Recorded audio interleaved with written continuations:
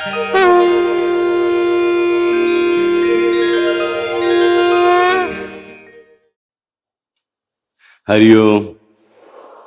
श्रीराम. अंबज्ञ.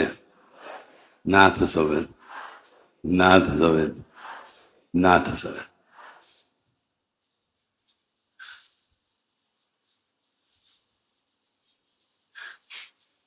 पाऊस काय आला नाही अजून, नाही का?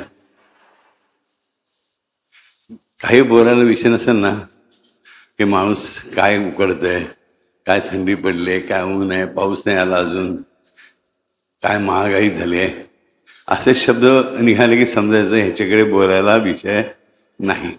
आपल्यामधल्या ह्याच्यामधले मैत्री संपुष्टात आलेली आहे, आल्यामध्ये.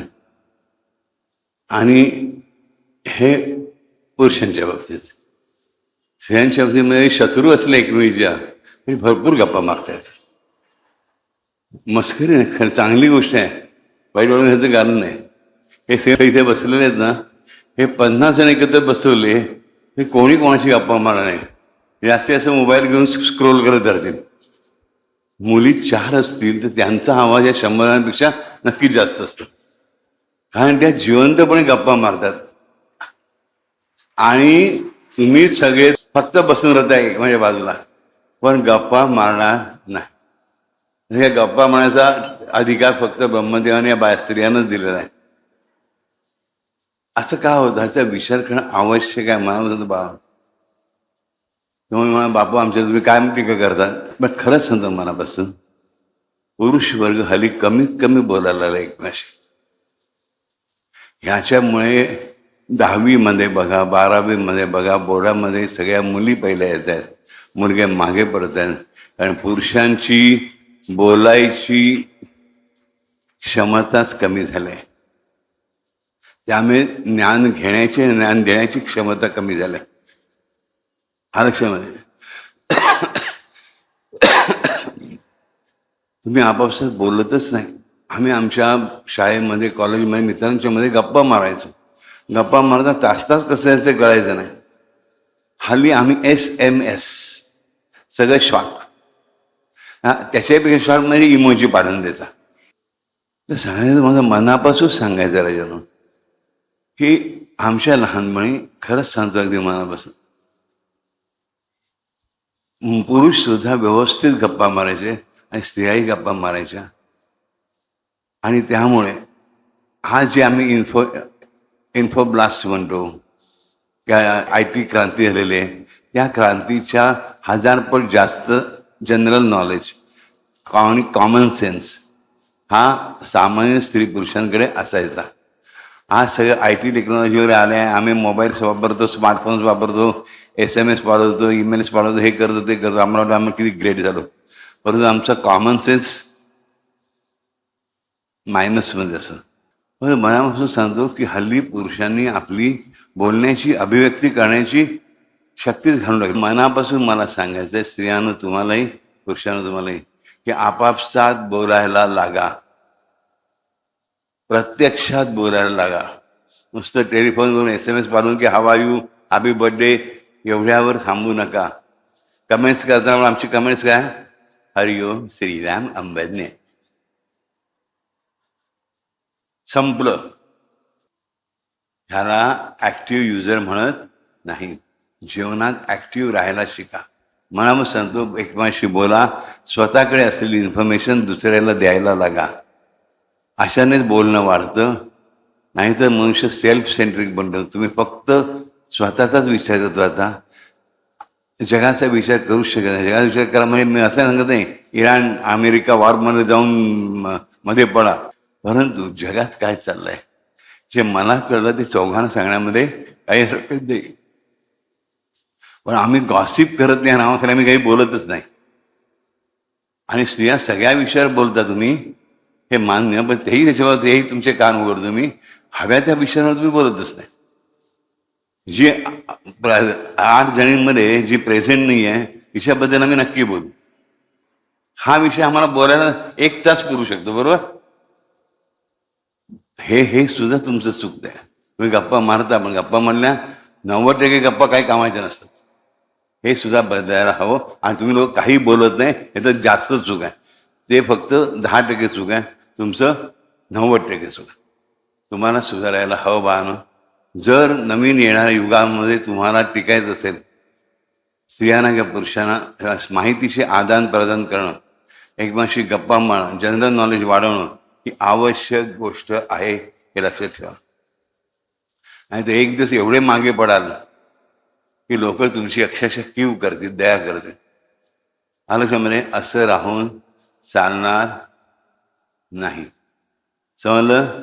आणि तीच गोष्ट आज आपल्याला ऐकायची आहे. कसली? बोलण्यावरची गोष्ट. आलोचनामध्ये पाटणा नगरीमध्ये, बिहारच्या, आज जी बिहारची राजधानी आहे त्या पाटणा नगरीमध्ये एक अनाथ मुलगा राहत होता. गावाने त्यांना सांभाळलेला होता अगदी प्रेमाने. आईवडील त्याचे एकाएकी पुरामध्ये वाहून गेले. हा मुलगा तेवढा वाचला. मुलाला अख्ख्या गावाने वाढवला प्रेमाने. तो देवळात झोपायचा, मला खाणं पिणं कपडे बिपडे गावबाले सगळे बघायचं. त्या काळात खरं माणुसकी होती माणसाला. मग कोणाला शाळेत पाठवायचं, पाठशाळेत पाठवायचा विचार केला नाही. खायला प्यायला घालत होते, प्रेमाने विचार चौकशी करत होते. कधी आजार पाय पडला तर कोणी बाई आणून औषध देत होती, पण माणूस त्याला घेऊन वैद्याकडे जात होता. सगळं ठीक होतं. पण त्याच्या प्रगतीचा विचार केला नाही, फक्त सर्व्हायवलचा विचार केला. या जगेल कसा, जगण्याच्या ज्या प्राथमिक गरजा आहेत त्या पूर्ण केल्या जात होत्या. लोक विचारात सहानुभूती आहे, पण प्रेम नव्हतं. प्रेम आणि सहानुभूतीमध्ये खूप फरक आहे, लक्षात ठेवा. त्याला तो अनाथ आहे म्हणून सहानुभूती होती, करुणा होती. एक दिवस एवढ्या मोठ्या सहानुभूतीचा ना ओझं होता रे. विचार करा, साधी गोष्ट तुम्हाला सांगू. एखादी व्यक्ती दुर्दैवाने तिच्या काही नशिबामुळे अपंग आले आहे, जन्मजात होणार किंवा नंतर होणार. आणि 2 मिनिटांनी प्रत्येक भेटणार काय रे बाबा तू बहिरा आहेस, काय रे बाबा तू आंधळा आहेस, अरे बाबा तू लंगडा आहेस, असं बोलायला ना त्याला कसं वाटेल? बरोबर. त्याच्याऐवजी ते ॲक्सेप्ट करून त्याच्याबरोबर नीट नॉर्मल वागायचं बरेच करणं हे आपलं खरं कर्तव्य असतं. त्या मुलाच्या बाबतीत तसंच झालं. हा अनाथ आहे म्हणून त्याची दया केली गेली, याला कोणी प्रेम केलं नाही. आणि त्याला गरज होती ती प्रेमाची, प्रेमाने कोणी ती बोलण्याची. त्याला विचारायचे प्रश्न, काय तुला काय हवं आहे, तुला काय कमी पडते का रे, तुला भूक लागली का रे, बस. बाकी कोणी त्याशी एक शब्दही बोलत नसे. कारण सगळ्यांच्या दृष्टीने तो त्यांचा दारातला याचक होता, भिक्षेकरी होता, भिकारला होता कोणाच्या मध्ये. आयुष्यामध्ये सगळेजण त्याच्यावर उपकार करत होते, सगळेजण पुण्य कमावत होते त्याला मदत करू, अनाथाला सांभाळून. प्रेम कोणी प्रेमाने एक शब्दही बोलत नव्हता. मुलगा असाच लहानाचा मोठा होता 16 वर्षाचा झाला. आणि मग शेतात कामाला जायला लागला. मग गावाच्या लोकांना त्याला पैशाची किंवा खाण्यापिण्याची मदत करायची गरज भासते नसते झाली. आणि स्वतः कमवून स्वतः खाऊ लागला. दिवसभर मजुरी करायचा. पण इतर मजुरांना जर समजा 1 रुपया मजुरी मिळाली, ह्याला 50 पैसे टेकवले जायचे. आणि तुझ्या घरी कोण आहे? लाकडाच्या जंगलात जाऊन लाकडाच्या मोळ्या आणल्या, त्याच्याबरोबर इथे 14 जणांनी आणल्या. त्या 14 जणांना 10 रुपये मिळाले, त्यांना 5 रुपये द्यायचे लोकांना. तुला काय करायचे जास्त पैसे? तुझं कोण आहे? मग एक तर काम करून घ्यायचं व्यवस्थित, त्याने एवढंच पैसे अर्धे द्यायचे. मग समजायचं तुला काय गरज आहे, तुझं कोण आहे, तुझ्या घरी कोण आहे, एवढेच वाक्य बोलले जायचे. अजूनही हा त्याच देवाच्या मंदिराच्या पायरीवर झोपायचा. आणि एक दिवस असं झालं की गाव प्रमुखाच्या घरी लग्न होतं. 8 दिवस आधी यायला बोललं, अरे कामाला हाताला मदत केली, ये रे जरा. त्यानंतर लग्न झालं. त्या दिवशी पण बोंबारी दिला होता. त्याच्या रात्री सुद्धा गाव प्रमुखाने सांगितलं की पुढचे 8 दिवस सुद्धा ये रे बाबा, असं काही पाहुणे जाईपर्यंत 8 दिवस काम आहे. 8 दिवस आधीचे लग्नाचे दिवस 9, पुढचे 8 दिवस 17 दिवस तो सगळ्यांच्या बरोबर जेवत होता, खात होता, पित होता, पण सगळ्यांच्या शेवटी. पण कोणीही त्याला आग्रह केला नाही. त्याच्या आधी बसलेल्या माणसाला आग्रह व्हायचा, त्याच्या पुढे नंतर बसलेल्या माणसाला आग्रह व्हायचा. त्याला कोणी आग्रह करत नव्हतं. पहिल्या दिवशी जेवायची जी भूक होती, एवढे चांगले चांगले पदार्थ बघून ती भूक हळूहळू कमी होत गेली. ते जरा ते मिष्टान्न, ते पक्वान्न, ते मोठे तळलेले पदार्थ बघवे नसते झाले. त्याने फक्त वरण भात खाल्ला आणि ताटावरून उठला. आणि त्याबरोबर एकाएकी टीकेची जोड सुरू झाली. काय माजलाय बघा, चांगलं चुकलं खायला मिळालं ना, अंदर टाकून उठला. या भिकारड्यानं दिलं काय ना, असाच मात चढतो. कारण माणसांची अशी गती असते ती. आणि म्हणून कबीरजी सांगून गेलेत एक सुंदर दुआ, सगळ्या माणसाने लागू असतो तो. जब तक जिंदा तब तक निंदा सहनी पड़ेगी. जब तक जिंदा तब तक निंदा सहनी पड़ेगी. जब राम जागेगा, जब राम जागेगा तब निंदा नाश होगी. जब राम जागेगा तब निंदा नाश होगी.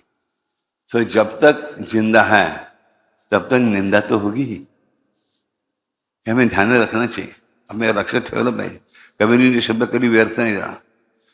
तर हा ते बोलणं ऐकण्याचं ह्याने ते ताट पत्रावळी परत उचलली हातामध्ये आणि तो घेऊन बाहेर पडला. तिथे एक 4 गरीब कुत्री बसलेली होती. त्याने त्या समोर त्यांनी ठेवली आणि त्याने खायला घातलं. म्हणजे कुत्रीने त्याचे पाय चाटायला लागले खाल्ल्यानंतर. त्या लक्षात आलं, ह्या माणसांची हीच अपेक्षा आहे, मी त्यांचे पाय चाटावेत. त्यांनी मला दिल्या ना खायला तुकडे फेकले एवढे वर्ष, मी त्यांचे पायच चाटले पाहिजेत. हे बरोबर नाही. त्याने त्या कुत्र्यांना जवळ घेतलं, त्यांच्या पाठीवर हात फिरवला आणि त्या कुत्र्यांशी गप्पा मारून राहिला. अरे, हे अन्न माझं नाही, हे अन्न देवाने पाठवले तुमच्यासाठी. तुम्ही उपाशी आहात ना हे जाणून त्याने पाठवलं. ज्या देवात तो राहतो ना त्या देवाच्या समोरच ही घटना घडते. आणि मुख्य म्हणजे त्या देवाचं नाव त्याला माहीत नव्हतं. एवढ्या वर्ष मंदिरात जाऊन सुद्धा देवाच्या पायरीवर झोपायचं, पायरी म्हणून उठून जायचं बस. देवाच्या बाहेरच्या विहिरीवर आंघोळ करायची. देवाच्या आत कोणी घेतला नव्हता, हा कधी गेला नव्हता. पण तो देव आहे एवढं माहिती होतं. अशा रीतीने त्या कुत्र्यांना मायेने हात फिरायला लागला. त्या दिवसापासून ती कुत्री 4 कुत्री होती. 4 कुत्री त्याच्याबरोबर दररोज यायची. त्या मागून जो पुढे जाईल इकडे यायची आणि अशी गप्पा मारायच्या. त्याला आंघोळ घालायला लागला. थंडीच्या दिवसामध्ये त्यांच्यासाठी 4-5 गोंडपानं विकत घेतली. थोडेफार पैसे मिळायचे. त्याचं कोण होतं, ह्याचं कोण आहे, ह्याचं कोणीच नाही. बरोबर दत्तगुरू बघा, त्याने 4 त्याचे श्वान पाठवून दिले. लक्षात घ्या, हे कारण काढून नाही त्या श्रीदत्तांचं. ते 4 कुत्रे आले, श्वान आले. त्यांच्याकडे गोंडपाडं आणली, मग एक रजई आणली अंगार घालण्यासाठी, एक स्वतःसाठी एक त्यांच्यासाठी. त्यांच्या अंगार घालायला लागला. हे 4ही श्वान, 4ही कुत्रे या शेपटी खोल्यावरती फिरायचे. त्यांना खायला घालायचा, आंघोळ घालायचा, चांगला झोपवायचा, सौदावर घेऊन जायचा. आणि एक दिवस तो जंगलात लाकूड तोडण्यासाठी गेला असता. लाकूड तोडण्यासाठी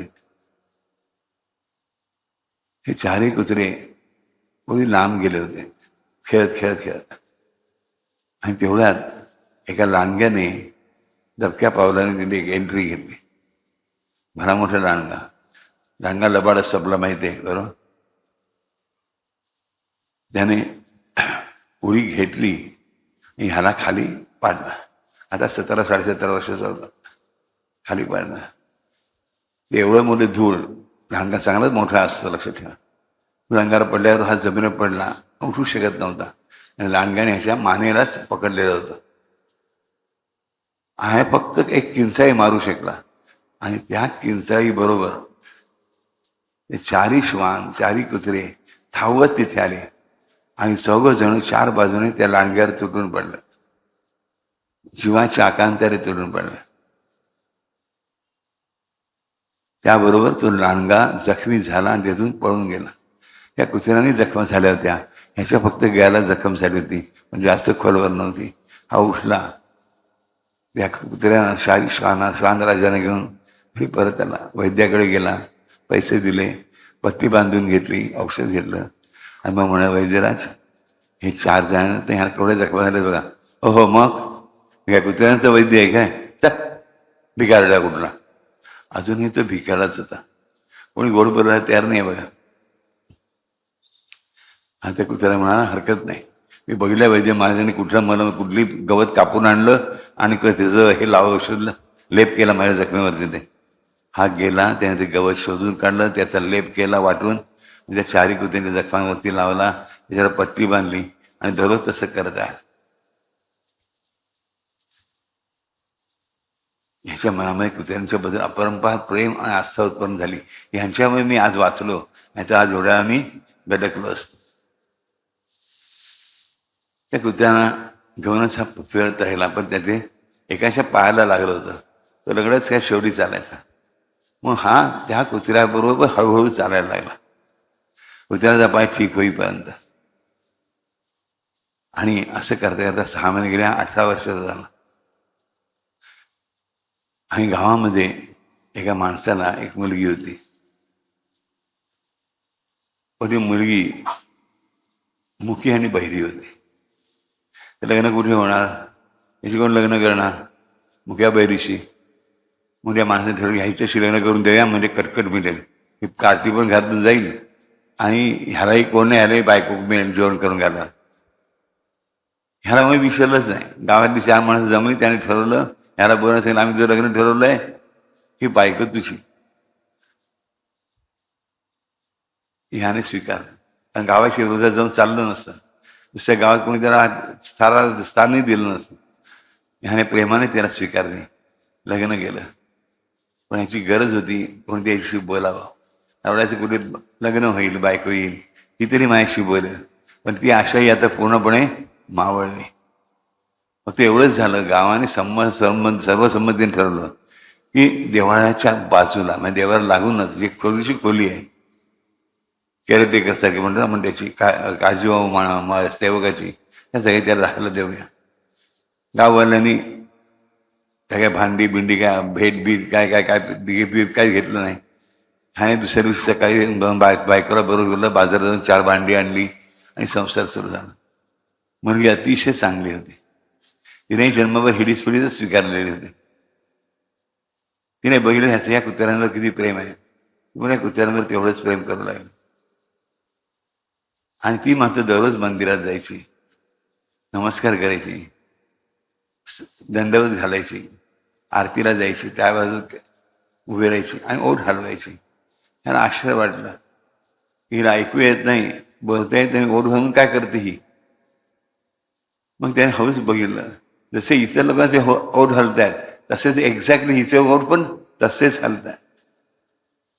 पण कम्युनिकेट करायचं कसं, हिला विचारायची कसं, हिला ऐकूच येत नाही. ह्याने तिच्या आईवडिलांना जाऊन विचारलं, ही तुम्ही कशी हिच्याशी बोलायचे, आम्ही कशाला बोलतोय, आम्ही खुणा करायचो फक्त, बस खा पी, बस बाकी काय नाही, मरो. आम्ही काय मरो, वेळ कुठे होता हिच्या मायाला, आम्ही 6 पोरं होते आहेत आम्हाला. ह्याला कळलं हिच्याशी पण कधी कोणी बोललेलं नाही.